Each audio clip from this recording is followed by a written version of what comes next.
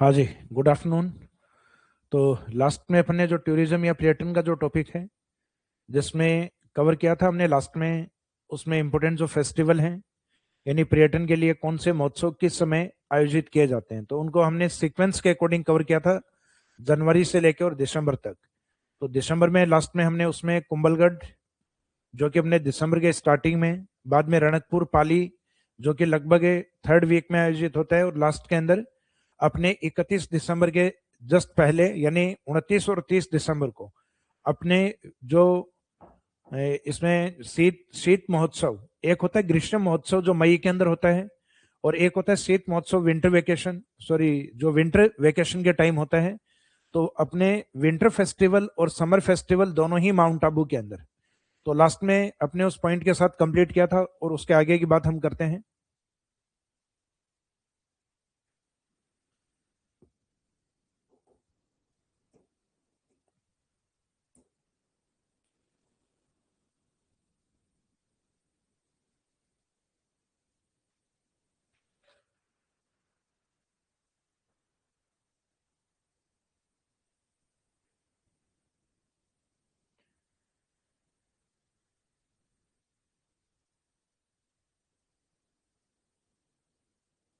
देखो, lab assistant वाले जो साइंस वाला जो पार्ट है आपका टेस्ट सीरीज के बारे में, एक बार सर से डिस्कस करूंगा मैं आज। कल हम इस बात के ऊपर चर्चा करेंगे, जिसमें जीके और कंबाइंड साइंस वाले जो स्टूडेंट हैं।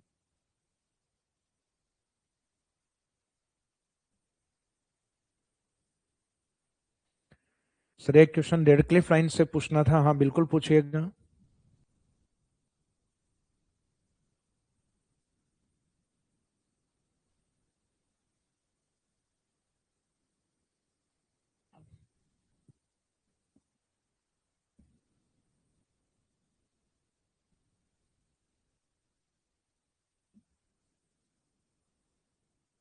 लैब असिस्टेंट का एक फ्री वाला जो टेस्ट था वो दिया था सर मैंने, उसका लेवल काफी अच्छा था। तो टेस्ट सीरीज के लिए अभी टीम आपसे कांटेक्ट कर लेगी। अगर हमारा जो लैब असिस्टेंट वाला जो कोर्स है, अगर उसमें इनरोल होना चाहते हैं तो उसमें हो जाइए, या जो टेस्ट सीरीज हो सकता है कि सर से पूछेंगे उसके अंदर, यानी कब तक कोई नई टेस्ट सीरीज का कोई प्लान है, तो उसके लिए आपको बता दिया जाएगा।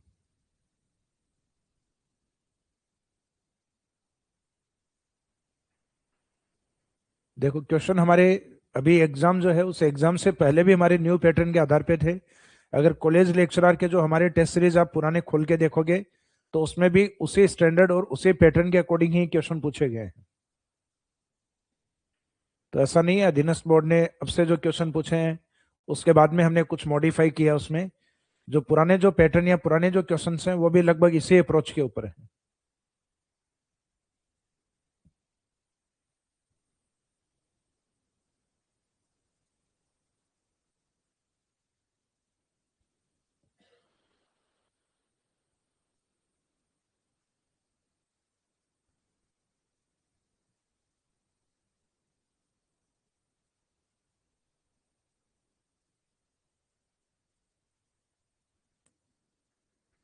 जो रेड क्लिफ वाला जो क्वेश्चन था उसका थोड़ा सा डिटेल्स में लिखिएगा आप उसको।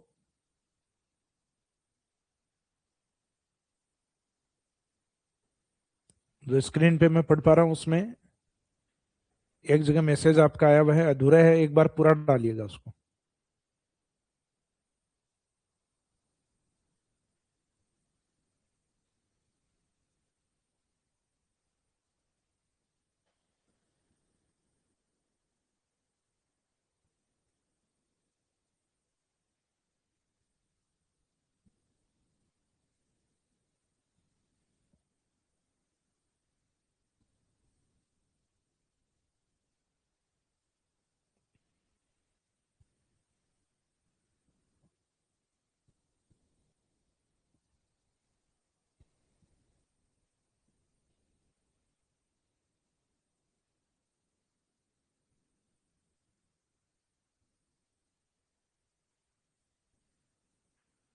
जो रेड क्लिफ लाइन है उसमें टोटल 4 स्टेट हैं, 4 स्टेट नहीं, केवल 3 स्टेट हैं, बाकी 2 यूटी आते हैं उसमें, यानी जो यूनियन टेरिटोरियल पार्ट यानी केंद्र शासित प्रदेश हैं वो शामिल हैं। बाकी स्टेट में सबसे लॉन्गेस्ट बॉर्डर है, वो लॉन्गेस्ट बॉर्डर किसका है? राजस्थान का। राजस्थान के बाद में जो जम्मू कश्मीर और लद्दाख है, उनका सेपरेट बॉर्डर अभी तक नहीं बताया गया है कि उनकी जो सीमा कितनी है, क्योंकि उसमें एक बड़ा हिस्सा है भारत जो मानता है वो पीओके को शामिल करते हुए मानता है। तो इसका मीनिंग है पाक अधिकृत कश्मीर वाला जो हिस्सा है उसकी टोटल लेंथ कितनी है, तो वो वाला जो पार्ट है वो अलग से नहीं लिखा जाता है। इसका जो स्टेट का जो ऑर्डर है वो बताना थोड़ा सा मुश्किल होता है इसमें।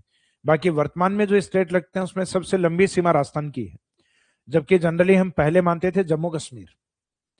जम्मू कश्मीर के बाद में राजस्थान, राजस्थान के बाद में गुजरात, और गुजरात के बाद में हम मानते थे पंजाब।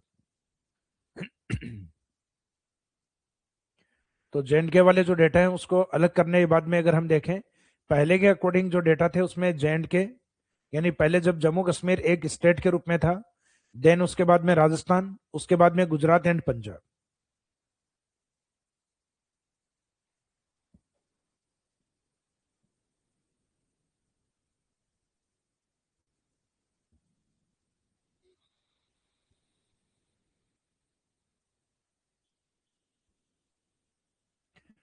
हाँ जी, आगे हम जो टूरिज्म वाला जो पार्ट था उसमें आगे बढ़ते हैं अपन। तो लास्ट में अपनी जो बात हुई थी टूरिज्म को लेके,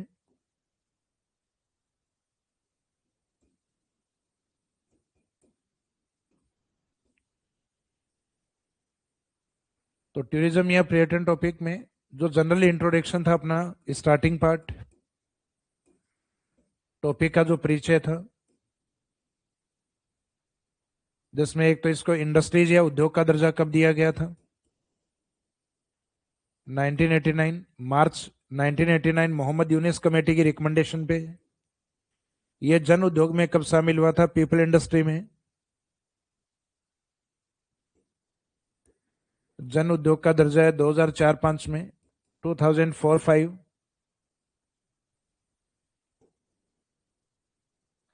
इसके बाद में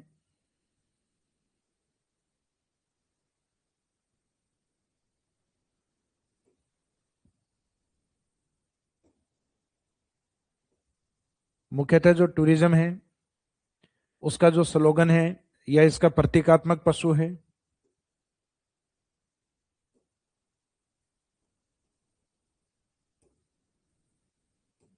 तो प्रतीकात्मक पशु अपने कैमल था इसमें।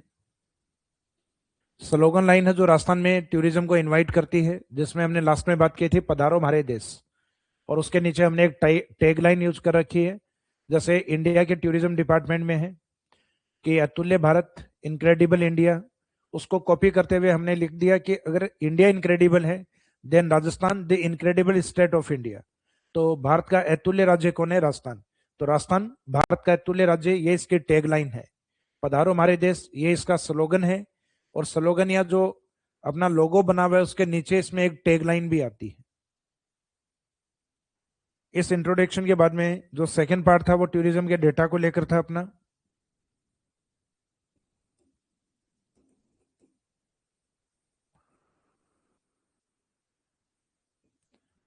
टूरिज्म डेटा जो कि 2024-25 के अभी फरवरी के बाद में ये अपडेट होंगे। तो इसमें टूरिज्म था अपना 2321 करोड़, 2321.56 लाख। सॉरी, ये करोड़ में नहीं था, ये लाख में था। जिसमें अपना जो लोकल टूरिज्म या डोमेस्टिक जो टूरिस्ट है वो लगभग 2300 करोड़, सॉरी 23 करोड़ या 2300 लाख। करोड़ में है तो डिवाइड बाई 100 कर देना, तो ये करोड़ में आ जाएगा 23 करोड़। और जो फॉरेनर टूरिस्ट हैं वो लगभग 21.72, जैसे 2300.84 था, 2300.84 लाख, और ये है लगभग 21 लाख के आसपास, 20.72 लाख वो फॉरेन टूरिस्ट है। ये वाला पार्ट अपना फॉरेन टूरिस्ट का है। जो राजस्थान के लोकल टूरिज्म या स्थानीय पर्यटन है उनकी तुलना में काफी कम है।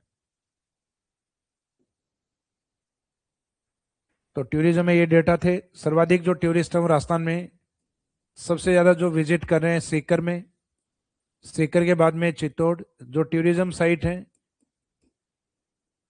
उसमें सबसे इंपॉर्टेंट है रिलीजियस साइट, धार्मिक स्थान सीकर, चित्तौड़ और अजमेर। तीनों का जो टूरिज्म है मुख्यतः रिलीजियस साइट का अधिक। फिर जो फॉरेन टूरिस्ट हैं वो अपने राजस्थान में सर्वाधिक इंटरनेशनल एयरपोर्ट जयपुर में होने के कारण जयपुर में। देन उसके बाद में हम बात करते हैं उदयपुर, झीलों की नगरी। और पश्चिमी राजस्थान में रातानाडा एयरपोर्ट यानी जोधपुर जिस साइड, जहां राजस्थान का पहला एयरपोर्ट भी बना हुआ है। जबकि फर्स्ट इंटरनेशनल एयरपोर्ट किसको माना गया है? जयपुर को। और राजस्थान का फर्स्ट एयरपोर्ट महाराजा उमेद सिंह जी के समय जोधपुर के अंदर बना था। और उन्होंने फ्लाइंग क्लब की स्थापना भी की थी 1929 1929 के अंदर। तो ये अपना डेटा वाला पार्ट था जो चैप्टर का सेकंड पार्ट था। इसके बाद में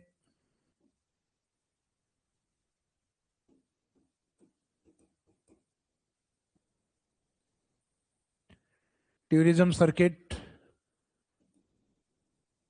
पर्यटन परिपथ। जो लास्ट वाली क्लास में हमने बात की उसमें एक तो हमने सामान्य पर्यटन परिपथ कंप्लीट किए थे, यानी बिना किसी टाइटल के सिंपल पूछा जाए कि राजस्थान में पर्यटन सर्किट कितने हैं। तो सामान्य पर्यटन सर्किट जो राजस्थान में है वो है 10।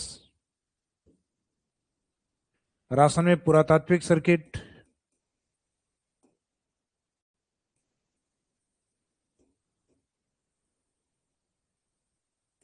पुरातात्विक सर्किट है 7, जो 7 डिवीजन या 7 संभाग भी हैं।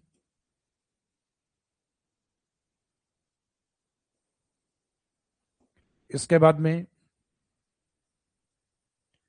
राजस्थान में पुरातात्विक सर्किट के बाद eco adventure circuit,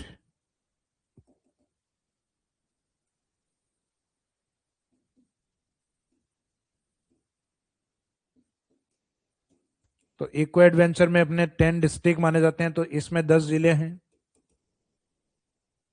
eco adventure के बाद में ट्राइबल सर्किट या एक वाइल्ड लाइफ सर्किट भी है वन्य जीवों को लेकर। वाइल्ड लाइफ में अपने हैं 7 जिले। एक ट्राइब्स और जनजातियों को जानने के लिए ट्राइबल सर्किट, जिसमें 3 वागड़ वाले जिले और एक उदयपुर, यानी टोटल 4। फिर आध्यात्मिक या जो पिलिग्रिमेज सर्किट है, सॉरी जो स्पिरिचुअल सर्किट है, आध्यात्मिक सर्किट है, उसमें अपने 4 थीम है। जिसमें अपने बुद्धा सर्किट है 2, कृष्णा सर्किट में 3 साइट, बालाजी में 4, और तीर्थ सर्किट या पिलिग्रिमेज सर्किट है उसमें 4 साइट। तो यहां तक अपना कंप्लीट हो गया था सर्किट वाला पार्ट, यानी पर्यटन परिपथ वाला पार्ट। इसके बाद में था पर्यटन स्थल, टूरिज्म साइट।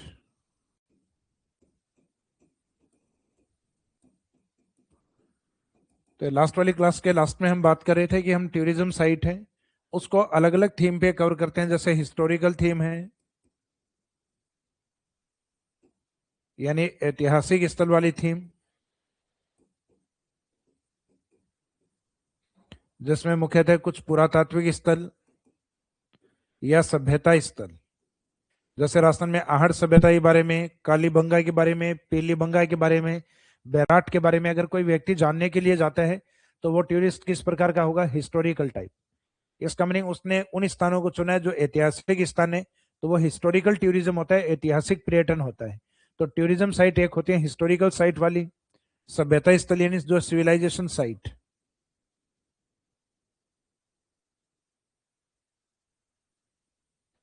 एक होती है आपकी जो बैटल लैंड या युद्ध भूमि होती है, बैटल फील्ड होती है।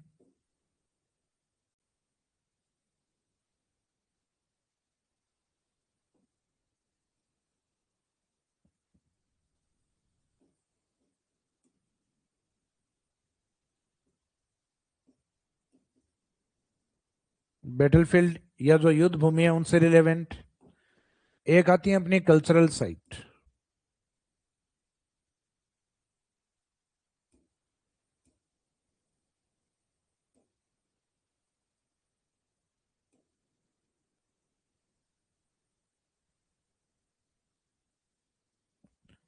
कल्चरल साइट या सांस्कृतिक स्थान, जिसमें अपने फेस्टिवल या मेले हैं, अपने रिलीजियस साइट या धार्मिक स्थल हैं।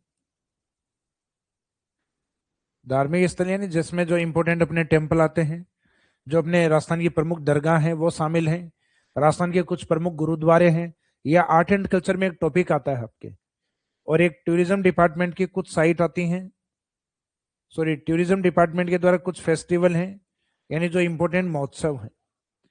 तो कल की क्लास में अपने जो लास्ट में थे वो महोत्सव हमने कंप्लीट किए थे मंथ वाइज, कि जनवरी के अंदर इंपॉर्टेंट फेस्टिवल क्या है। जैसे कि बीकानेर में जनवरी में कैमल फेस्टिवल हुआ है, फरवरी के अंदर जैसलमेर के अंदर मरु महोत्सव, और मार्च के अंदर बाड़मेर के अंदर थार महोत्सव। तो ऐसे अपने अलग अलग जिलों में मंथ वाइज कुछ फेस्टिवल थे, बीच में कुछ एक महीनों को हमने छोड़ा था। जैसे एक तो हाईएस्ट टेम्परेचर वाले जून को, और उसके बाद में अधिक वर्षा वाले महीने जुलाई को। उसके अलावा लगभग सभी जो मंथ है उसमें कोई ना कोई इंपॉर्टेंस फेस्टिवल मैंने आपको बताया था। तो ये वाले होते हैं हमारी कल्चरल साइट। जो लास्ट में हमने फेस्टिवल्स की बात की थी वो पॉइंट था आपका आर्ट एंड कल्चर का। फिर एक आती है अपनी ज्योग्राफिकल साइट। तो ज्योग्राफिकल साइट आपको ज्योग्राफी सब्जेक्ट पढ़ते हुए याद होती है, जिसमें राजस्थान के कुछ इंपॉर्टेंट माउंटेन्स हैं। जैसे गुरु शिखर हुआ, वो अपने आप में एक टूरिज्म साइट है। जरगा माउंटेन जाना, राजस्थान के अंदर जालोर की जहाँ पे फर्स्ट रोपवे बना हुआ है, यानी सुंदा माता टेम्पल।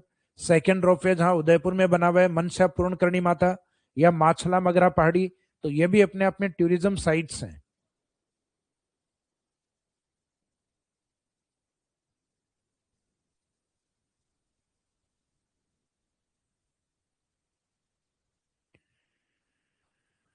सर गोहिल वंश वाले टॉपिक, तो उसके नोट्स गोहिल वंश वाले सर से आज बात करके ऐप में डलवा देंगे। जो आपका कोर्स है उसके अंदर जिस सेगमेंट में आपका जो कोर्स है उस सेगमेंट के अकॉर्डिंग नोट्स डल जाएंगे आपके।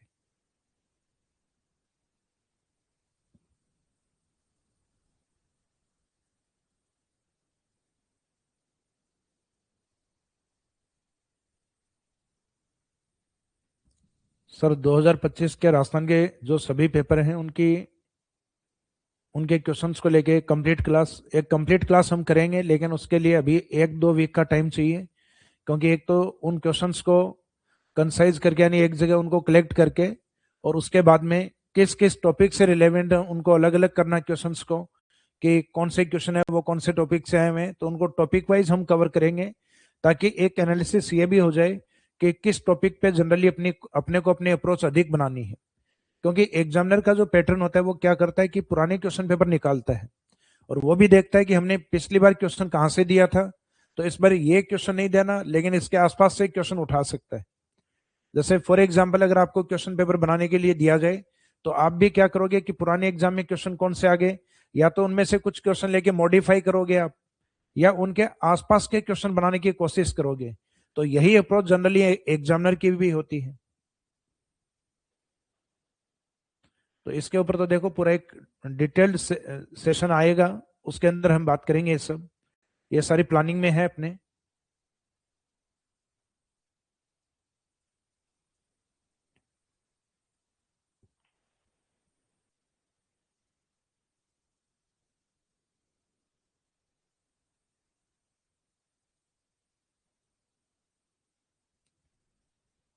देखो आपका जो क्रैश कोर्स कोई भी लिया हुआ है, और देखो जो सब्जेक्ट वाले हैं आपके सब्जेक्ट वाले, यानी जो हमने ज्योग्राफी सब्जेक्ट के जो रखे थे वो आपके 2 इयर्स के लिए रखे थे क्रैश कोर्स। बाकी तो जनरली जो क्रैश कोर्स हैं वो आपके एग्जाम तक रहते हैं।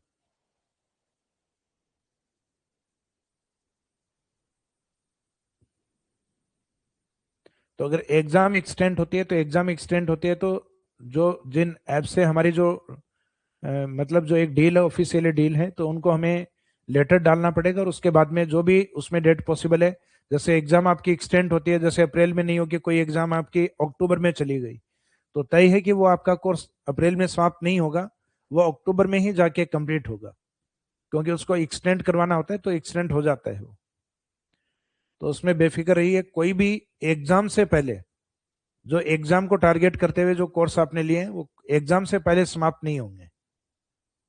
अब वहां पे जो भी उसमें एप्लीकेशन में जो भी अगर टाइम पीरियड शो होता है, जैसे कई बार होता है ना 6 महीने, 1 ईयर, तो एक वो डेट हमें देनी होती है।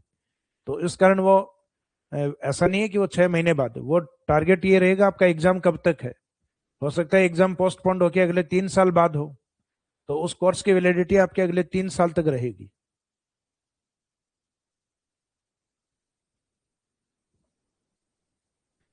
तो ये वाला पॉइंट अपना कंप्लीट हो गया था लास्ट में, पर्यटन स्थल वाला। और पर्यटन स्थल जैसा ही मैंने आपको बताया था कि ये अपने आप में एक पॉइंट नहीं है, ये तो अपने आप में सब्जेक्ट है।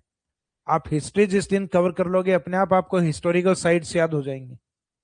जिस दिन आप आर्ट एंड कल्चर पढ़ोगे तो ये सारी चीज आपके मेले, राजस्थान की टूरिज्म साइट, राजस्थान के फोर्ट, राजस्थान के प्रमुख जो फोर्ट या किले हैं, प्रमुख दुर्ग हैं, कुछ प्रमुख हवेलियां हैं, वो सारे पॉइंट उसमें कवर होंगे आपके आर्ट एंड कल्चर के अंदर।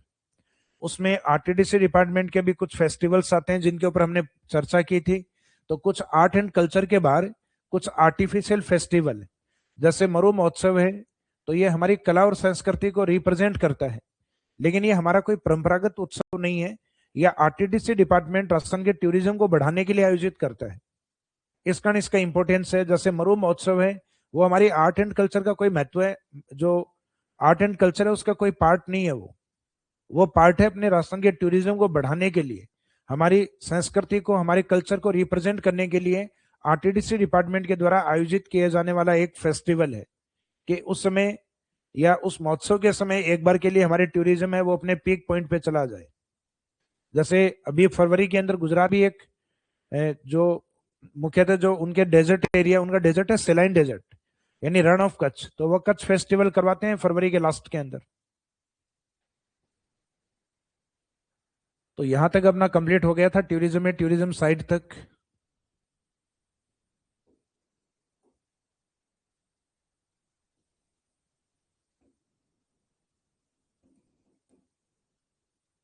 नेक्स्ट है टूरिज्म इंस्टीट्यूट।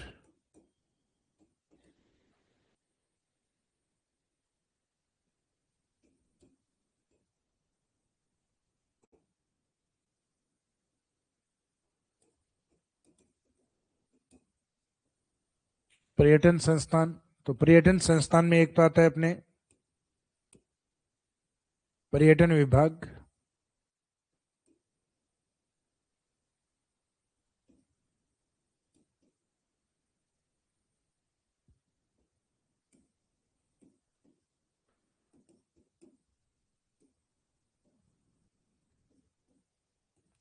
टूरिज्म डिपार्टमेंट,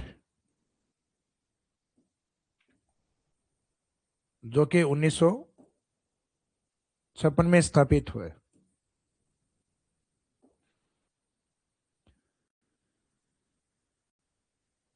जो पर्यटन विभाग है, टूरिज्म डिपार्टमेंट है, इसके अंडर में अपने कुछ संस्थान काम करते हैं, और वो संस्थान है उनके मेन ऑब्जेक्टिव क्या है। जैसे कुछ तो है मानव रिसोर्स, मानव संसाधनों के लिए, तो मानव संसाधन का मीनिंग टूरिज्म में ये होता है जो कुछ लोग हैं जो होटल मैनेजमेंट का कोर्स करते हैं, तो होटल मैनेजमेंट के बाद में होटल के मैनेजमेंट के लिए उनको कहीं ना कहीं कोई जॉब मिलती है सॉरी, तो होटल मैनेजमेंट में उनको कहीं ना कहीं जॉब दी जाती है। तो ये कोर्स है, ये गवर्नमेंट की संस्थान भी करवाती है, तो हम उन्हीं की बात करेंगे, क्योंकि प्राइवेट यूनिवर्सिटी ऐसे बहुत सारे कोर्स करवाते हैं, कुछ डिस्टेंस यूनिवर्सिटी है वो भी ऐसे कोर्स करवाते हैं, लेकिन उनका महत्व नहीं है। यहाँ जो पर्यटन विभाग है उसके खुद के 3 ऐसे इंस्टीट्यूट हैं जो आपको ऐसे सर्टिफिकेट या डिप्लोमा जो कोर्स है वो करवाते हैं। तो इसमें एक कोर्स तो होता है आपके मानव प्रबंधन को लेकर, यानी ह्यूमन मैनेजमेंट को लेकर,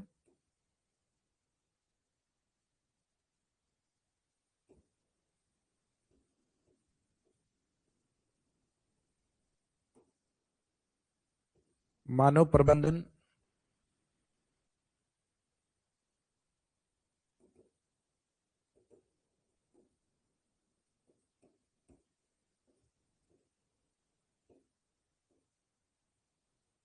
वैसे मानव संसाधनों को डेवलप करने के लिए करवाया जाता है, तो मानव संसाधन प्रबंधन संस्थान है, human resource,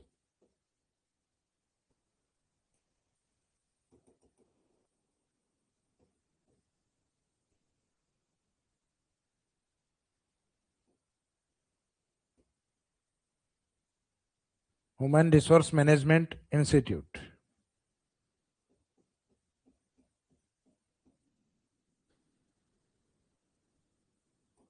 human resource management institute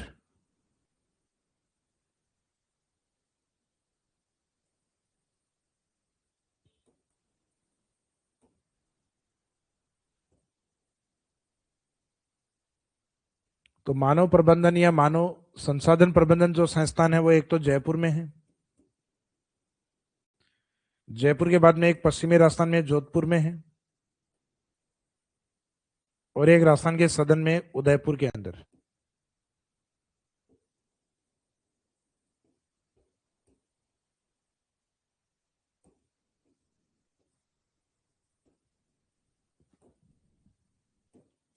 एक आता है अपने फूड क्राफ्ट इंस्टीट्यूट,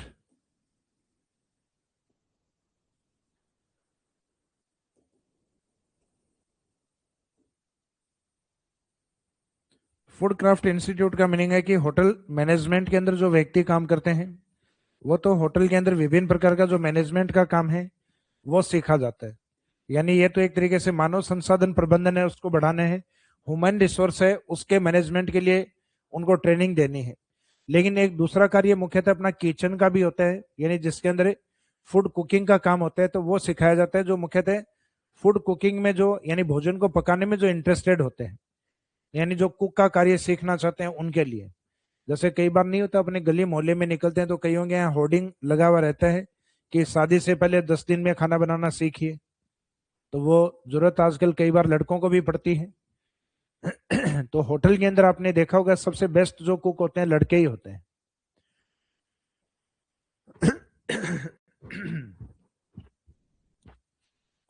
तो गर्ल्स को लग रहा है कि सर शादी के बाद में भी काश लड़के ही हों, तो लड़के होते हैं, बिल्कुल होते हैं, लेकिन ये डिपेंड करता है आपके स्टेटस पर।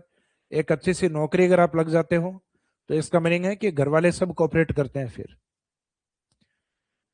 तो ये वाला जो फूड क्राफ्ट इंस्टीट्यूट वाला जो पार्ट है, इसमें मुख्यतः 2 संस्थान हैं अपने जहां ये भोजन बनाने के लिए या फूड क्राफ्ट के रूप में ट्रेनिंग दी जाती है। ये एक अजमेर में और एक पाली में, और एक अपने बारा के अंदर है। बारा में कुछ जगह तो लिखा हुआ है कि बन चुकी है, कुछ जगह लिख रखा है निर्माणाधीन है, लेकिन बाई चांस पूछ लें कि बारा में है या नहीं है तो बारा में भी है। तो ये 2 हैं ऑलरेडी, और एक नया वाली जो संस्थान है वो कहां पर है, बारा के अंदर। तो इसमें एक अजमेर में आती है, अजमेर में एक कॉलोनी आती है वैशाली नगर। तो वैशाली नगर अलग अलग जगह है, जैसे जयपुर में भी वैशाली नगर है, आप यूपी में चले जाओ तो वहां पे भी वैशाली नगर है, और अजमेर के अंदर भी वैशाली नगर है। तो एक तो अजमेर में है और एक पाली के सुमेरपुर में है।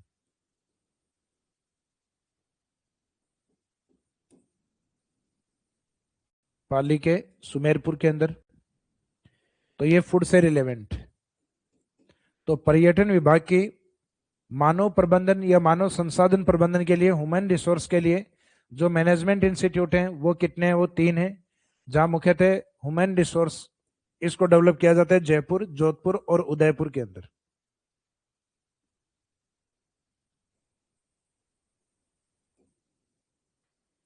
ह्यूमन रिसोर्स वाले के अंदर डिवीजन हेडक्वार्टर को टारगेट किया हुआ, एक जयपुर में, एक पश्चिमी राजस्थान के अंदर जोधपुर, और एक दक्षिणी राजस्थान की तरफ उदयपुर। एक इसमें अपना पिंक सिटी है, एक लेक सिटी है, और एक जिसको सन सिटी या ब्लू सिटी कहा जाता है, सूर्य नगरी या नीला शहर।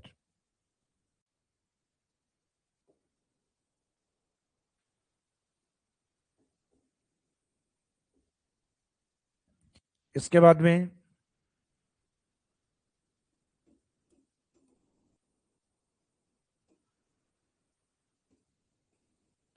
टूरिज्म डिपार्टमेंट के अंडर में राजस्थान में स्वागत केंद्र बने हुए हैं टूरिज्म के वेलकम के लिए।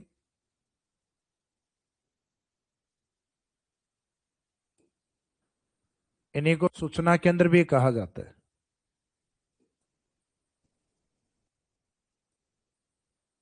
राजस्थान के लगभग सभी जिलों में है। कोई टूरिस्ट अगर आता है तो गवर्नमेंट की तरफ से ये मुख्यतः इंफॉर्मेशन सेंटर होते हैं जहां उस जिले के बारे में जानकारी दी जाती है। तो इसको कहा जाता है या तो रिसेप्शन सेंटर भी कह सकते हैं।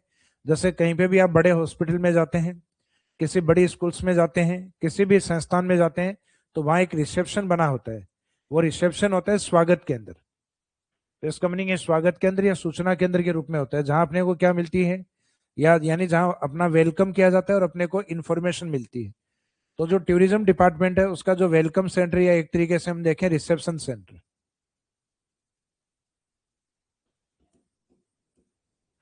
रिसेप्शन सेंटर या इंफॉर्मेशन सेंटर,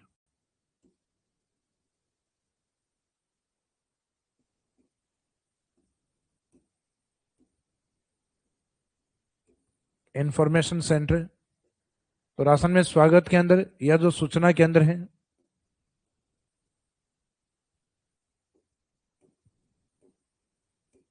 वो टोटल है 42। टोटल कितने हैं? 42।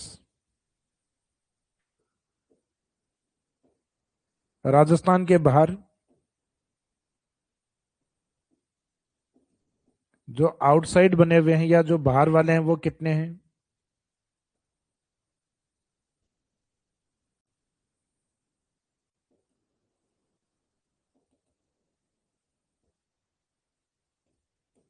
आउटसाइड या जो बाहर बने हुए हैं वो 5। इन 5 में से 4 तो अपने महानगर हैं, जो कि मैंने आपको परिवहन वाले टॉपिक में लिखवाया था, एक स्वर्णिम चतुर्भुज योजना, यानी जो अपने गोल्डन क्वाड्रिलेटरल स्कीम के नाम से थी, जिसमें भारत के 4 महानगरों में नॉर्थ में आता है दिल्ली, भारत के पश्चिम में आता है मुंबई, भारत के ईस्ट में आता है कोलकाता और सदर्न में आता है चेन्नई। तो एक तो उन जगहों पे क्योंकि वहां क्राउड अधिक आता है, इंटरनेशनल एयरपोर्ट है, इस कारण वहां से टूरिज्म को राजस्थान की ओर डाइवर्ट करना। और एक हमने जो 5वां बनाया वो अहमदाबाद के अंदर, अहमदाबाद के लिए भी गुजरात की ओर भी टूरिज्म काफी अधिक आते हैं। और वर्तमान में तो हमें पता है अहमदाबाद से कुछ डिस्टेंस के ऊपर भारत की एक सबसे ऊंची मूर्ति जो स्टेच्यू ऑफ यूनिटी के रूप में है, यानी भारत की एकता का प्रतीक चिन्ह सरदार वल्लभ भाई पटेल की मूर्ति बनी हुई है, जो स्टेच्यू ऑफ यूनिटी, यानी भारत में जो एकता के सूत्राधार थे या भारत की अलग अलग रियासतों को, जो 550 से भी अधिक रियासतें थी, उनको उन्होंने मुख्यतः इंटीग्रेटेड करके उनको जोड़ के और एक संपूर्ण भारत को बनाया था।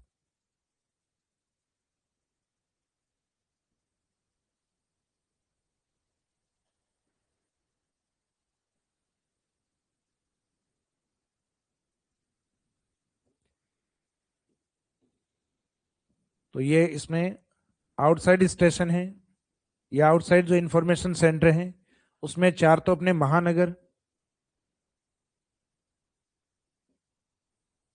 वो ध्यान रखने हैं आपको। नॉर्थ में दिल्ली है, में कोलकाता है, साउथ में चेन्नई है,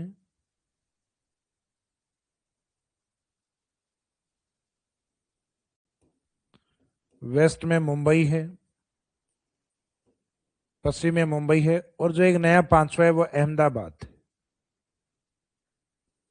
अहमदाबाद यानी वो नाम जिसमें तीनों शब्द हैं, अहम संस्कृत, दा इंग्लिश और बाद हिंदी, यानी वो शहर जो इंडिया के अंदर मुख्यतः 3 भाषाओं से मिलकर बना है, जिसका नाम अहम है संस्कृत से, दा आपका इंग्लिश का और बाद आपका हिंदी का। तो इसमें संस्कृत, इंग्लिश और हिंदी तीनों शब्दों को मर्ज करके बनाया गया अहमदाबाद। तो एक पॉइंट ये भी याद रखना कि टूरिज्म डिपार्टमेंट के राजस्थान में स्वागत केंद्र कितने हैं? तो राजस्थान में स्वागत केंद्र हैं 42। राजस्थान के बाहर स्वागत केंद्र या वेलकम सेंटर या इंफॉर्मेशन सेंटर या रिसेप्शन सेंटर कितने हैं? तो राजस्थान के बाहर 5 हैं, जिसमें 4 तो महानगर हैं आपके, दिल्ली, मुंबई, चेन्नई, कोलकाता, और उसके बाद में 5वां अहमदाबाद में।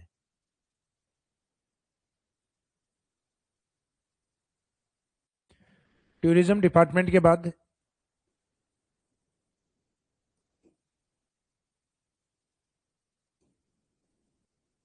टूरिज्म डिपार्टमेंट 1956, राज्य का पर्यटन विभाग 1956। तो इसमें इंपोर्टेंट एक तो हमने देखा है कि ह्यूमन रिसोर्स के लिए इंस्टीट्यूट हैं 3, जयपुर, जोधपुर, उदयपुर, और एक फूड क्राफ्ट के लिए भी 3 है, जो पहले 2 थे, जिसमें अजमेर, पाली, सुमेरपुर, और फूड क्राफ्ट के लिए तीसरा है 12 के अंदर। उसके बाद में इंफॉर्मेशन सेंटर इनके बने हुए हैं 42 राजस्थान स्टेट में और 5 राजस्थान के बाहर, यानी टोटल 47 है। लेकिन राज्य में कितने, राजस्थान में कितने हैं? 42 है। और राज्य के बाहर कितने हैं? तो 4 महानगर में और एक आपके अहमदाबाद के अंदर। उसके बाद में अदर जो इंस्टीट्यूट हैं, यानी पर्यटन विभाग के अंडर में जो संस्थान है, उनमें एक आता है अपने राजस्थान स्टेट होटल कॉरपोरेशन यानी RSHC।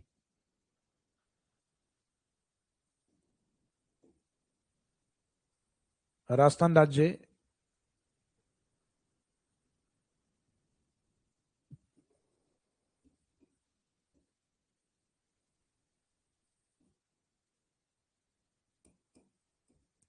राजस्थान राज्य होटल निगम।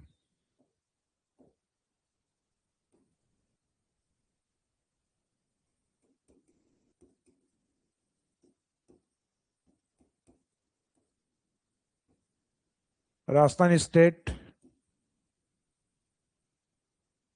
होटल कॉरपोरेशन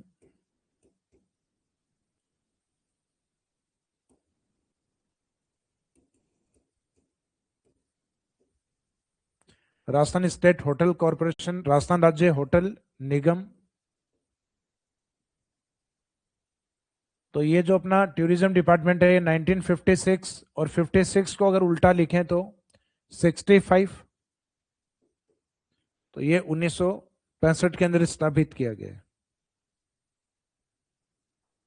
राजस्थान के अंदर मुख्यतः टूरिज्म के लिए जो होटल हैं उन होटल की देखरेख के लिए इसको बनाया गया और कुछ होटल इसके अंडर में भी लाए गए राजस्थान राज्य होटल निगम के अंडर में।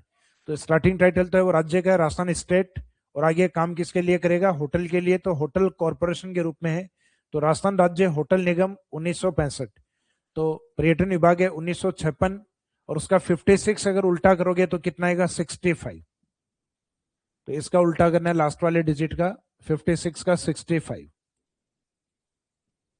तो टूरिज्म डिपार्टमेंट के अंडर में एक तो ये आता है आपके RSHC Rajasthan state hotel corporation. इसके बाद में दूसरा है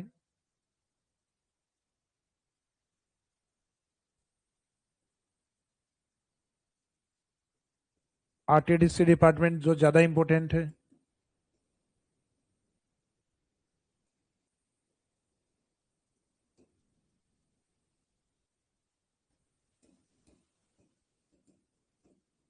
Rajasthan tourism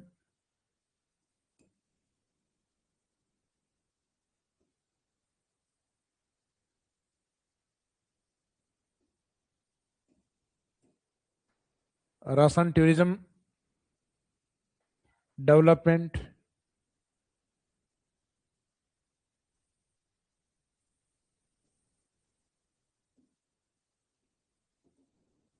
Rajasthan tourism development corporation के रूप में राजस्थान पर्यटन विकास निगम के रूप में।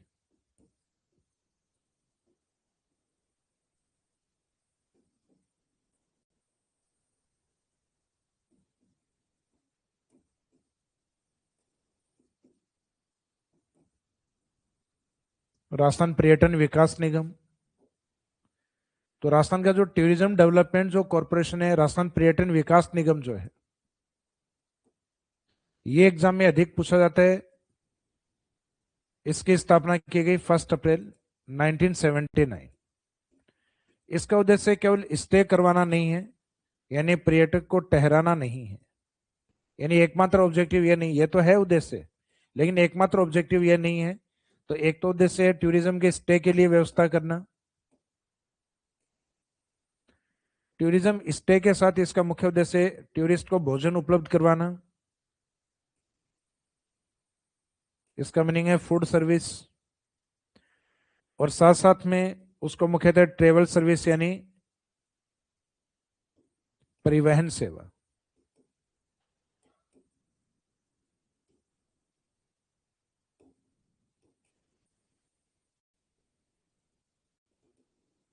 तो पहले तो जनरली क्या था, RTDC के जो होटल थे उसके अंदर टूरिज्म बहुत ज्यादा था, तो इनको कॉन्ट्रैक्ट बेस के ऊपर कुछ जो ट्रेवल एजेंसी हैं उनके साथ इनको कॉन्ट्रैक्ट रखना होता है, और वो ट्रेवल एजेंसी वाली अपनी जो भी इनकी आवश्यकता होती है उसके अकॉर्डिंग अपनी 1-2 गाड़ियां हमेशा होटल के अंदर रखते हैं।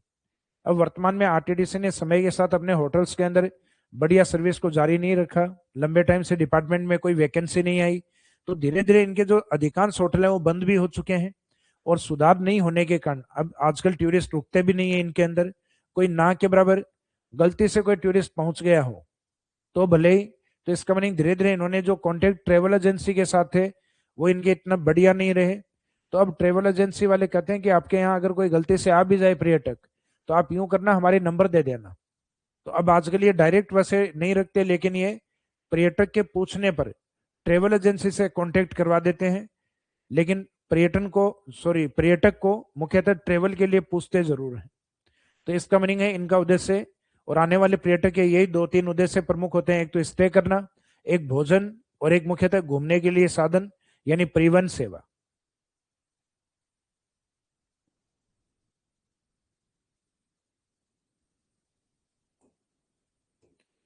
तो एक इसमें यह भी याद रखना, ट्रेवल सर्विस। ये एग्जाम में जब भी पूछा गया तो इसमें डेट ही पूछी गई है। राजस्थान में आरटीडीसी डिपार्टमेंट की स्थापना कब हुई? तो ये 1 अप्रैल 1979, यानी वित्त वर्ष के पहले दिन 1979 के अंदर।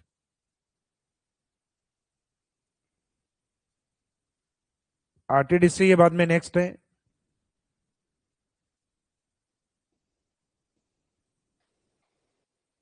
रेटमैन। तो इस रेटमैन का गलती से मीनिंग आप ये नहीं लें कि जो रेट की पास परीक्षा कर चुका हो उस आदमी को रेटमैन कहते हैं। यहाँ ये एक इंस्टीट्यूट के रूप में जो MAN है वो एक मैनेजमेंट है। मैनेजमेंट या प्रबंधन करने वाली संस्थान है। किसका प्रबंधन?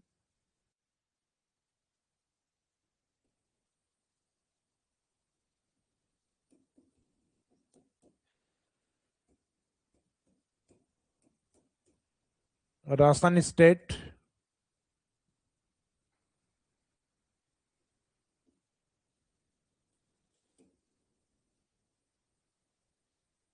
Rajasthan state institute of, I का मीनिंग भी लिखना है।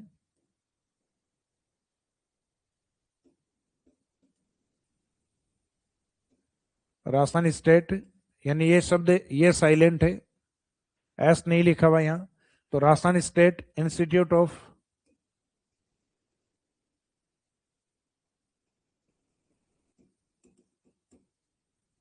Of tourism and travel management. Tourism and travel management.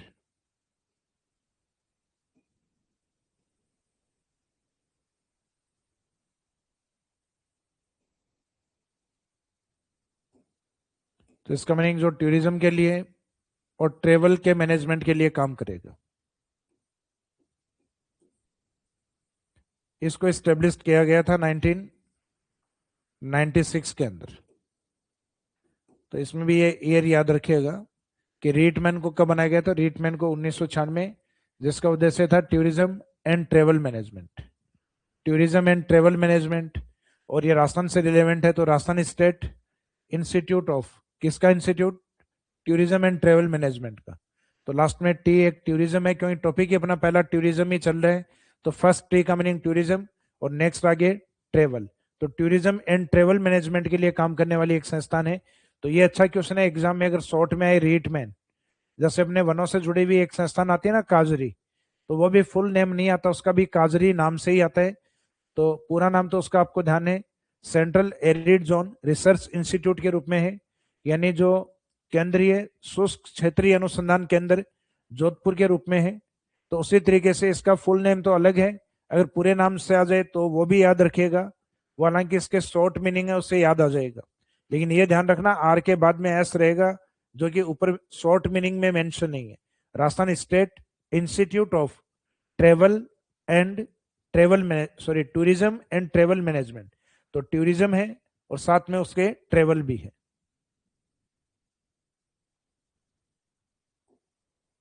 ये 1996 के अंदर। इसके बाद में राज्य मेला प्राधिकरण, स्टेट फेयर अथॉरिटी।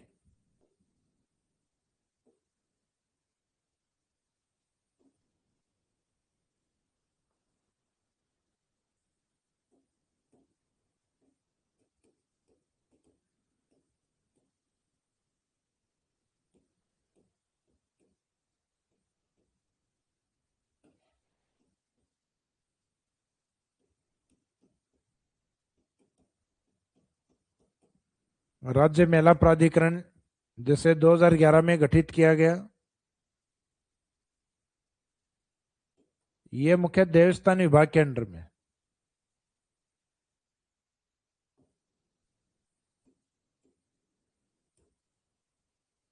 देवस्थान विभाग यानी जो अपने मंदिरों की या रिलीजियस साइट है उनकी देख रेख करता है, देवस्थान विभाग उसके अंडर में है। और इसका कार्य है कि राजस्थान के अंदर जो प्रमुख मेले हैं उन मेलों का आयोजन करवाना। जो लगभग 42 प्रमुख मेले हैं जो डिपार्टमेंट के, केवल उनका आयोजन करवाता है देवस्थान विभाग के अंडर में। तो राजस्थान में मेलों के आयोजन के लिए राज्य मेला प्राधिकरण कब बनाया गया? तो राज्य मेला प्राधिकरण बना हुआ है 2011 का।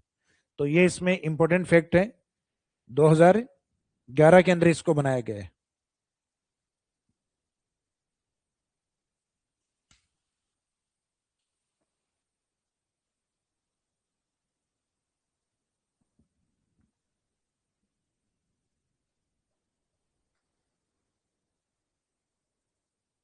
तो ये अपने इंपॉर्टेंट पार्ट जो इसमें है ये कंप्लीट हो गए। तो अपना दूसरा था इसमें, फर्स्ट वाला तो खुद डिपार्टमेंट ही है, टूरिज्म डिपार्टमेंट 1956। दूसरा था इसके अंडर में जो इंस्टीट्यूट आते हैं, एक RSHC Rajasthan state hotel corporation, Rajasthan राज्य होटल निगम, ये 1956 के 65 को उल्टा करके याद रखना है 65। इसके बाद में था RTDC department, Rajasthan tourism development corporation, ये 1979। इसके बाद में नेक्स्ट था रीटमैन, रीटमैन 1996। इसका मीनिंग है सीक्वेंस के अकॉर्डिंग है अपना। एक तो पर्यटन विभाग 1956 का है, बाद में होटल निगम है 56 को उल्टा करके 65 में है, फिर नेक्स्ट जो RTDC डिपार्टमेंट है Rajasthan tourism development and corporation 1979 है, उसके बाद में रीटमैन है 1996 1996। फिर एक अपना राज्य मेला प्राधिकरण स्टेट फेयर अथॉरिटी के रूप में है, वो अपना 2000 सन 2000 के बाद में है 2011 के अंदर। 2011 के अंदर उसको देवस्थान विभाग के अंडर में बनाए गए हैं स्टेट फेयर अथॉरिटी को, और उसके अंडर में स्टार्टिंग में 42 मेले दिए गए हैं। कितने मेले दिए गए हैं? यही लिखा हुआ है लास्ट में 2011 में देवस्थान विभाग जो अभी अपने मेंशन किया था इसमें 42 मेले इसमें शामिल किए गए। मेलों की संख्या इनमें से कम या अधिक की जा सकती है। यह राज्य मेला प्राधिकरण है, वो जिम्मेदारी लेता है कि सरकार ने उसको कितने मेलों की जिम्मेदारी दी है, या क्योंकि राजस्थान में मेले पूरे साल में 300 से भी ज्यादा मेले हैं अपने, तो इनके अंडर में जो रहेंगे वो 42 मेले होंगे।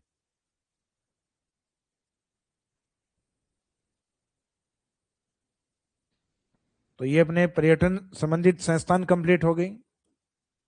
इसके बाद में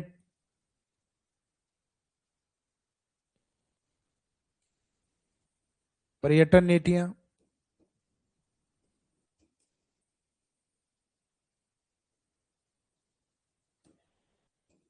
और पर्यटन नीतियों के बाद में हम बात करेंगे टूरिज्म स्कीम, जो चैप्टर का लास्ट पार्ट रहेगा। तो पर्यटन नीतियां राजस्थान के अंदर एक तो 2001 में है, फिर है 2007 में, थर्ड आपके 2015 में, उसके बाद में कोरोना वाले टाइम पीरियड 2020 सितंबर 2020, लास्ट ईयर जो टूरिज्म पॉलिसी जारी हुई थी सेकेंड लास्ट ईयर दिसंबर के अंदर, दिसंबर 2024 के अंदर।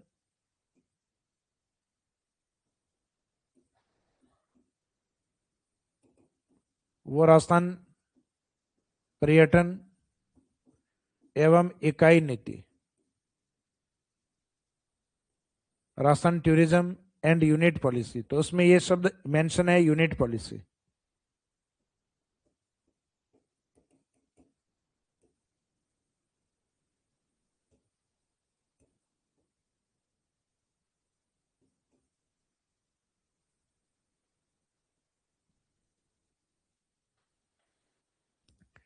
टूरिज्म एंड यूनिट पॉलिसी, पर्यटन एवं इकाई नीति।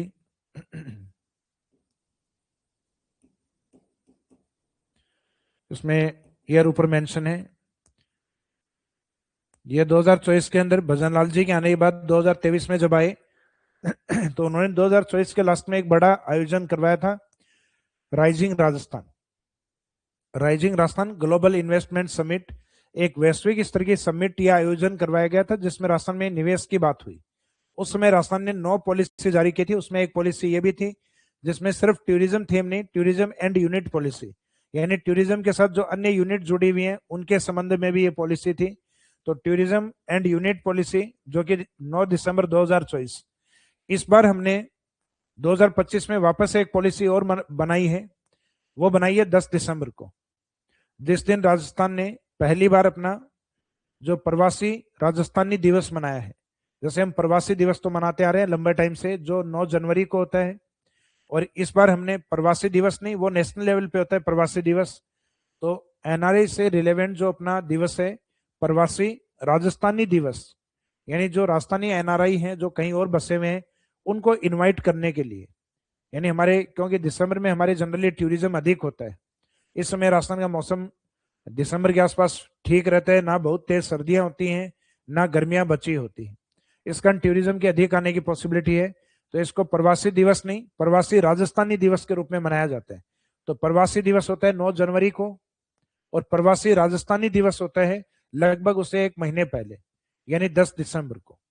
तो इस बार अपनी एक नई पॉलिसी आई है, वो टूरिज्म पॉलिसी है। वो टूरिज्म यूनिट पॉलिसी नहीं है, टूरिज्म पॉलिसी है। तो आपसे पूछा जाए कि राजस्थान में पर्यटन नीति, तो आंसर रहेगा 10 दिसंबर 2025, यानी लगभग महीने भर पहले की है, महीने डेढ़ महीने की पहले की पॉलिसी है। और एक आपसे पूछा जाए टूरिज्म एंड यूनिट पॉलिसी, पर्यटन एवं इकाई नीति, वो से एक साल पहले की है। तो अभी जो हम बात कर रहे हैं वो एक साल पहले वाली, यानी 9 दिसंबर 2024। और जो अभी लगभग महीने डेढ़ महीने पहले जारी हुई है 10 दिसंबर 2025, वो राजस्थान टूरिज्म पॉलिसी है। वो टूरिज्म यूनिट पॉलिसी के रूप में नहीं है।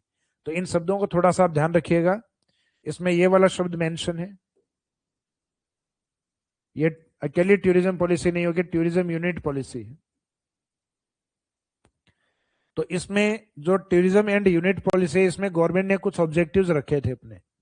इसमें क्या क्या उद्देश्य रखे गए वो देखिए।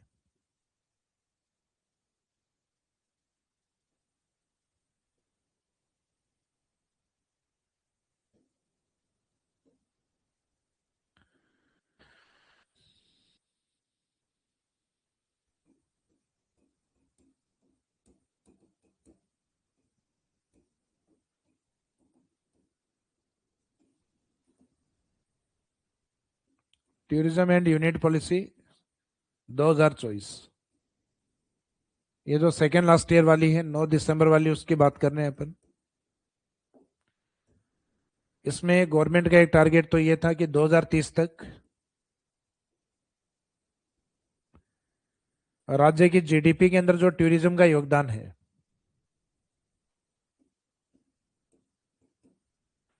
वो वर्तमान में 56 यानी 5.6% है। यानी हमारे 100 रुपए की जो आमदनी होती है राज्य में, उस 100 रुपीज में से 5.6 हमें किससे आता है, टूरिज्म से आता है। तो इन्होंने लक्ष्य रखा कि हम 2030 में ऐसा करेंगे कि इस वाले 5.6 को 8.5% तक लेकर जाएंगे। तो एक तो टारगेट इसमें है कि जो जीडीपी है वो 8.5 बाई 2030, यानी 2030 तक इसको जीडीपी के अंदर टूरिज्म के योगदान को कितना बढ़ा देना है। तो ये लगभग अभी 5.5% है, तो 6.5, 7.5, 8.5, यानी लगभग 3% ग्रोथ कराना है। अभी 5.5 के आसपास है, 5.6 है वैसे तो 2024 के जो जीडीपी के डेटा थे उसके अकॉर्डिंग। 2030 तक, क्योंकि इसमें जो टारगेट है वो ज्यादातर 2030 को ध्यान में रखते हुए रखे। 2030 तक इंडिया का जो डोमेस्टिक टूरिस्ट आता है और जो फॉरेन टूरिस्ट आता है, इन दोनों टूरिस्ट के अंदर राजस्थान की रैंक को थर्ड पर लेकर आना।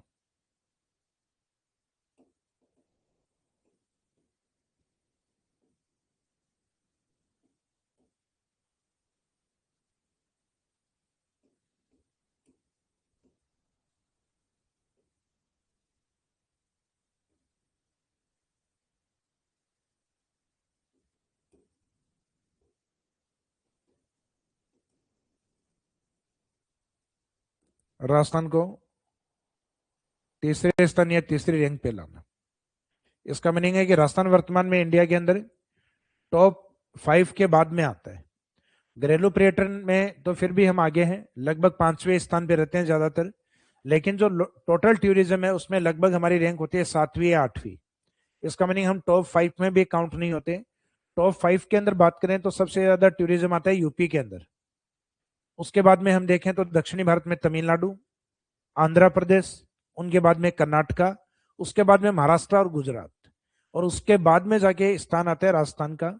तो इसमें लक्ष्य रखा गया कि 2030 तक राजस्थान की काउंटिंग नंबर 3 पे हो, दोनों प्रकार के टूरिज्म में टोटल मिलाकर। तो 2030 तक डोमेस्टिक और फॉरेन टूरिस्ट है, उसमें राजस्थान के स्टेटस को कहां तक लेकर आना, 3rd रैंक तक लेकर आना।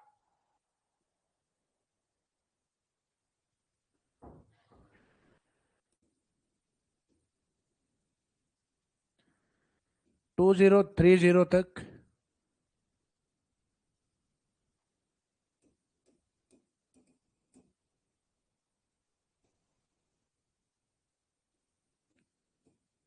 टूरिज्म सेक्टर जो है यानी पर्यटन क्षेत्र जो है उसमें एम्प्लॉयमेंट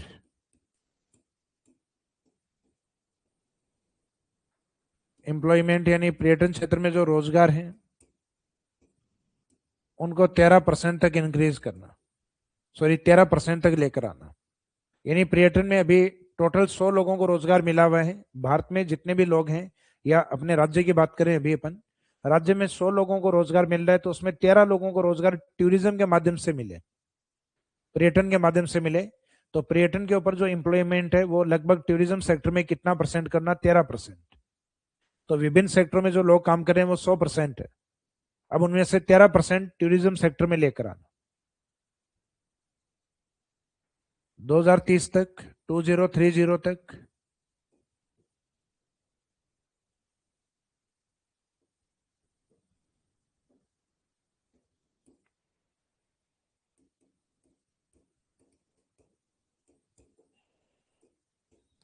टूरिज्म सेक्टर में इन्वेस्टमेंट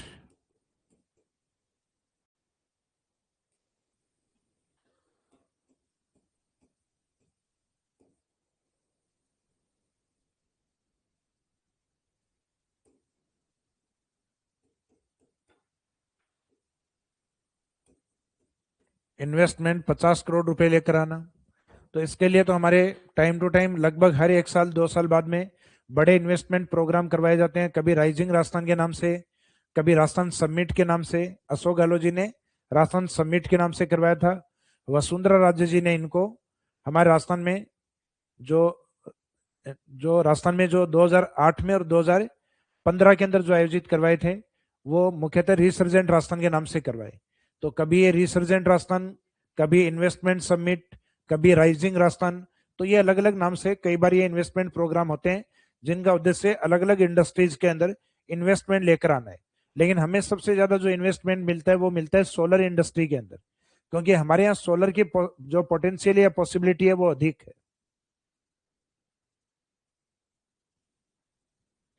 तो ये वाला जो पार्ट है अपना टूरिज्म सेक्टर में जो इन्वेस्टमेंट है 50,000 करोड़ रुपए इन्वेस्टमेंट लेकर आना टूरिज्म सेक्टर में, कब, टिल 2030 तक।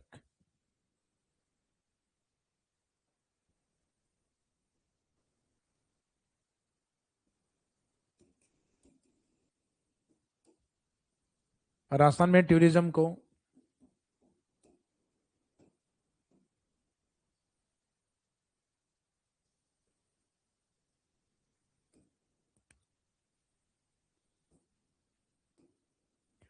टूरिज्म को 2030 तक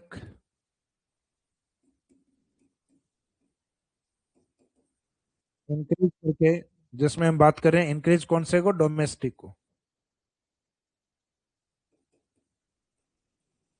घरेलू पर्यटक को इंक्रीज करके लगभग 25.19 करोड़ तक पहुंचाना, यानी 2519 लाख तक पहुंचाना। ये डेटा भी हम करोड़ में लिख रहे हैं, लाख में लिखो तब इसमें से आगे पॉइंट हटा देना। तो अभी हमने जो डेटा लिखे थे राजस्थान में वो थे 2300 लाख के, तो इसका मीनिंग है कि लगभग हमें 2 करोड़ टूरिज्म और बढ़ाना है, लगभग 200 लाख। 100 लाख में 1 करोड़ होता है और 200 लाख में 2 करोड़ होते हैं। तो 2300 लाख तक तो अपना पहुंच गया। लेकिन इस बार जो अभी करंट में जो खबरें चल रही हैं, वो इस बार राजस्थान में टूरिज्म कम होने की है। हालांकि अभी दिल्ली दूर है, यानी इतना निकट नहीं है। 2030 में भी अभी 4 साल बाकी हैं, तो जरूरी नहीं हर साल हमारी कम हो। तो एक साल में भी अगर अच्छा सा फ्लो बन गया, तो हो सकता है कि हम 25 करोड़ या 2500 लाख को भी क्रॉस कर जाएं।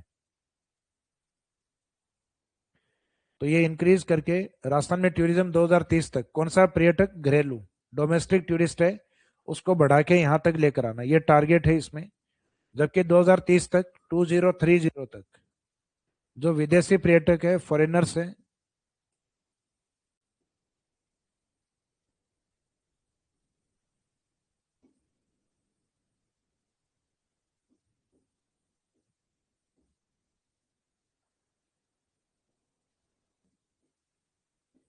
इस टूरिज्म को बढ़ा के इसको उल्टा लिख देना, डेटा को जो 19 लिखा हुआ है वो पहले आ जाएगा, और ये जो 25 है इसका उल्टा लिख दो 52, 19.52 लाख।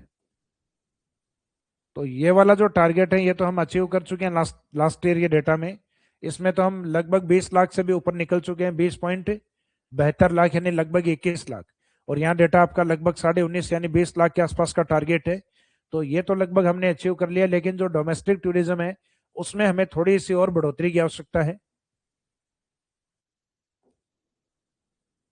तो ये वाला राजस्थान में जो टूरिज्म टारगेट, तो टूरिज्म का जो लक्ष्य है इस नीति के तहत, वो 2030 तक के टारगेट लिखे हुए हैं, जिसमें घरेलू टूरिस्ट को इस डेटा तक लेकर आना है, और यहाँ पे जो फॉरेनर्स हैं उनके डेटा को इस डेटा तक यानी 19.52 लाख तक लेकर आना है।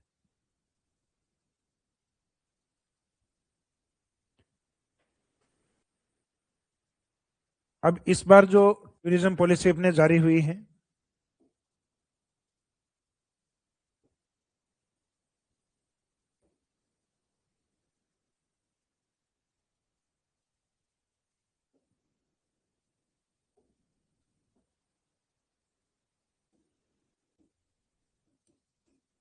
उसमें यूनिट सब नहीं है, सिर्फ टूरिज्म पॉलिसी।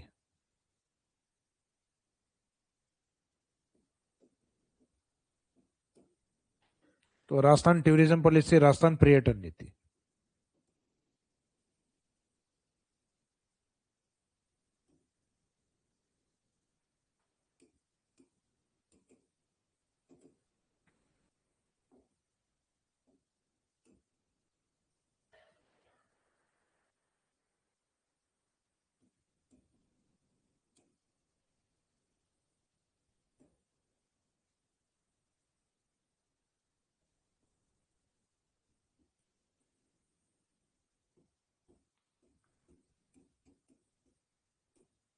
ये 10 दिसंबर 2025,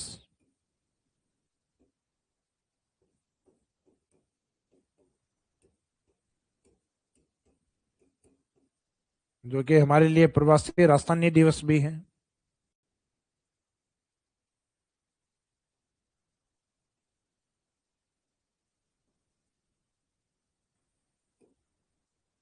प्रवासी राजस्थानी दिवस भी है, इस दिन इसकी बात की है टूरिज्म पॉलिसी की। तो इस टूरिज्म पॉलिसी के अंदर कुछ ऑब्जेक्टिव या उद्देश्य है। उद्देश्य इसमें यह रखा गया है,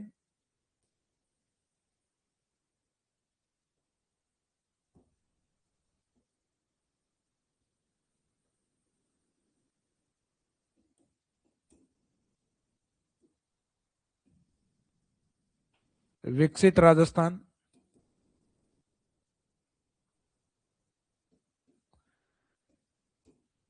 तो राजस्थान के अंदर जो टूरिज्म है, उस टूरिज्म के माध्यम से राजस्थान का जो डेवलपमेंट करना है।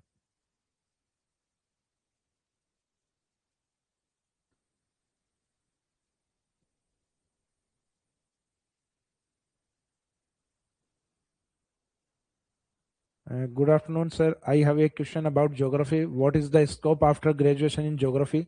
देखो ये बहुत बड़ा क्वेश्चन है, छोटा क्वेश्चन नहीं है। ज्योग्राफी के आगे क्या क्या स्ट्रीम है, क्या क्या ब्रांचेज हैं, उनके अंदर आप क्या क्या कर सकते हो, उसके बाद में क्या क्या जॉब आपके लिए हैं।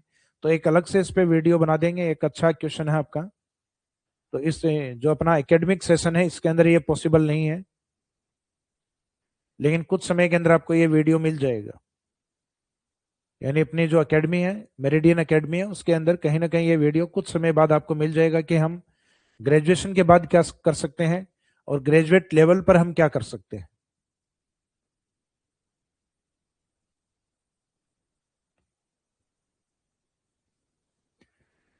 तो ये जो विकसित राजस्थान है,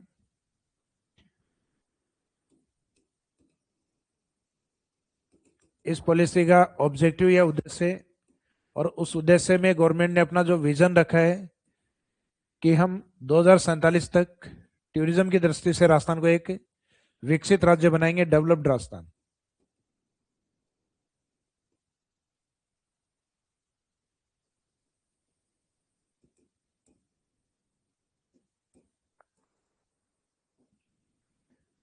इसमें बात की गई है कि राजस्थान में जो टूरिज्म है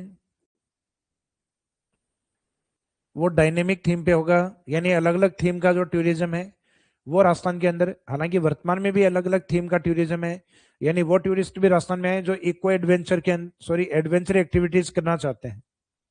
एडवेंचर एक्टिविटीज यानी जो जो गाड़ी वगैरह है, डेजर्ट एरिया में तेजी से गाड़ियां वगैरह चलती हैं, मोटर बाइक वगैरह चलती हैं, में पानी वाले एरिया के अंदर मुख्यतः जो नाव वगैरह चलती हैं कोटा की तरफ। तो इस प्रकार के जो एडवेंचरियस साइट है उनको डेवलप करना। तो एक तो अपने जो इकोलॉजिकल साइट है उसके ऊपर इको एडवेंचर टूरिज्म को बढ़ाना। एक अपने इकोलॉजिकल एंड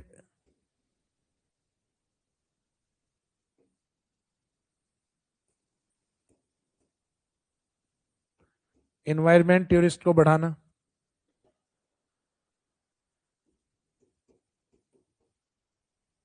इसका मीनिंग है पारिस्थितिकी,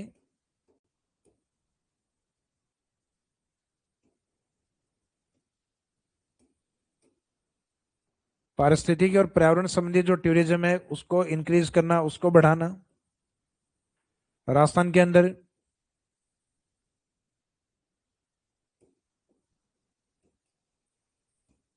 मुख्यतः मेडिकल टूरिज्म को बढ़ाना।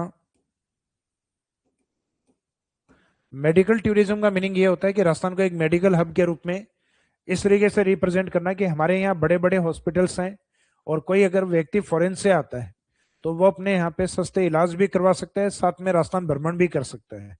तो उससे क्या होगा कि राजस्थान का जो चिकित्सा क्षेत्र है उसको भी एक पुशअप मिलेगा। इसका मीनिंग उसको भी एक तरीके से कह सकते हैं कि वो भी आगे जाएगा अपने आप में। और उसके अलावा राजस्थान के अंदर जो फॉरेन टूरिस्ट हैं वो भी अधिक बढ़ेंगे उस थीम वाले, क्योंकि फॉरेन में जनरली क्या होते हैं, इलाज महंगे होते हैं। तो उतने में क्या होगा, जितने में वो व्यक्ति जिस कंट्री से जहां इलाज करवाता है उतने में तो वो इंडिया आके और अपना इलाज करवा के जा सकता है। तो कम से कम उसके पासपोर्ट पे एक ठप्पा भी लगेगा, हम भारत जाकर आए हैं, और उसका इलाज भी सस्ती दरों पर होता है।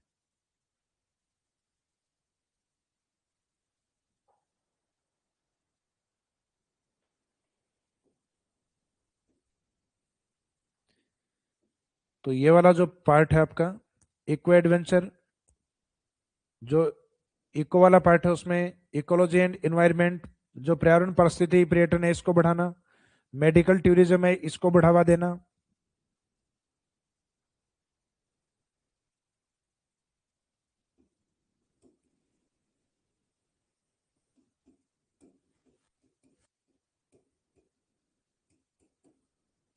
वेडिंग टूरिज्म, वेडिंग टूरिज्म का मीनिंग होता है कि कोई व्यक्ति है अपने यहाँ शादी नहीं करके दूसरे स्थान पर, एक तरीके से जो डेस्टिनी वेडिंग जो होती हैं, जो ऐसे स्थान जो ना लड़के वालों के यहाँ हो ना लड़के वालों के यहाँ, कोई दूसरे साइट, तो उस साइट पे जाके अपने आप में इस प्रकार की वेडिंग करना। तो जैसे कि प्रियंका चोपड़ा जी ने अपने जोधपुर में की थी, जैसे ईशा अंबानी के शादी के कुछ प्रोग्राम भी राजस्थान में हुए थे। हार्दिक पांड्या जी ने भी शादी के जो कुछ प्रोग्राम है जो उदयपुर की ओर किया था, हालांकि शादी तो कोर्ट मैरिज की थी, हालांकि तलाक भी हो गया, वापस नौबत आ गई है।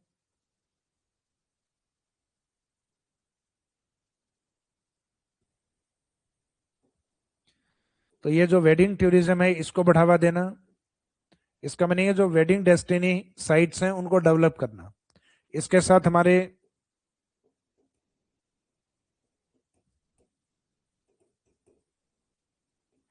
फिल्म टूरिज्म है उसको बढ़ावा देना। फिल्म टूरिज्म का मीनिंग है अगर कोई यूनिट है यहाँ फिल्म बनाने के लिए आती है तो उसको प्रमोट करना। तो वो जो फिल्म वाली साइट है इसके लिए गवर्नमेंट ने एक फिल्म पर्यटन प्रोत्साहन नीति भी जारी की हुई है 2022 की, और उसको भी रिन्यू भी किया है वापस दिसंबर 2025 के अंदर। तो एक नीति अपनी जो फिल्म पर्यटन प्रोत्साहन नीति भी है, यानी जो फिल्म टूरिज्म प्रमोशन पॉलिसी के रूप में भी 2022 में जारी हुई थी पहली बार, और अब वापस उसको रिन्यू किया गया, यानी 2 बार वो पॉलिसी जारी हो चुकी है 2022 और 2025 के अंदर। देखो करंट अफेयर वाला जो पार्ट है वो ज्यादातर एग्जाम में आपका 80-90% करंट है वो पिछले 3 से 5 महीने तक, यानी कुछ एग्जाम में तो ज्यादातर आपके 3 महीने का ही दिया जाता है, लेकिन मैक्सिमम आपके 5 महीने का होता है। अब कोई एक आधा क्वेश्चन वो हो सकता है 1 साल पुराना 2 साल पुराना भी निकाल रहे हैं, वो बात अलग है। बाकी 80-90% करंट है वो आपके 3 से 5 महीने अधिकतम, इससे पुराना करंट आप नहीं पढ़े।